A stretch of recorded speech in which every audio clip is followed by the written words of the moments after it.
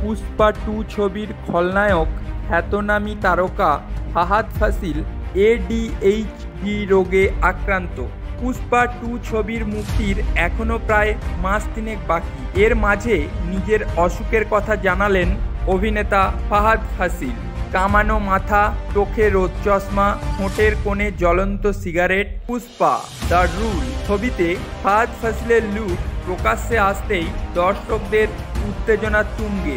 Pushpa the right ছবিতে তার চরিত্র সাড়া জাগিয়েছিল অনুরাগীদের মধ্যে।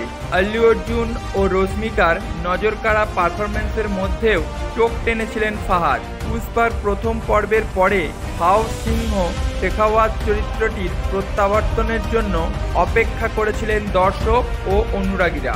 তাঁদের সেই আশা পূরণ হতে চলেছে। ফাহাদের 41তম জন্মদিন উপলক্ষে মুক্তি পেয়েছে পোস্টার।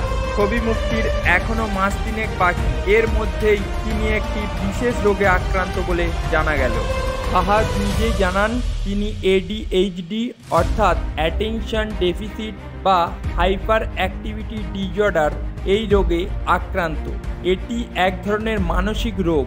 সাধারণ শিশুদের মধ্যেই এই রোগের প্রভাব বেশি দেখা যায়। এই রোগে আক্রান্ত হলে সাধারণত অন্যের দৃষ্টি আকর্ষণ করার প্রবণতা দেখা যায় কিংবা সর্বত্র মধ্যমণি হয়ে থাকার প্রবণতা দেখা যায়। সম্প্রতি একটি স্কুলের অনুষ্ঠানে গিয়ে নিজের এই রোগের কথা জানান ফাহাদ। ওই অনুষ্ঠানে উপস্থিত ছিলেন এক চিকিৎসক। সেখানেই প্রতিকারের উপায়ও জানতে চান অভিনেতা। চিকিৎসক জানান ছোটদের ক্ষেত্রে খুব সহজেই এডিএইচডি রোগের চিকিৎসা করা যায়, আর বড়দের ক্ষেত্রে লক্ষণ বুঝে চিকিৎসার পদ্ধতি নির্ণয় করতে হয়। কিছু ক্ষেত্রে মনোবিদের সাহায্য নেওয়া উচিত, আবার কখনো ওষুধেরও প্রয়োজন পড়তে পারে বলে জানান ওই চিকিৎসক।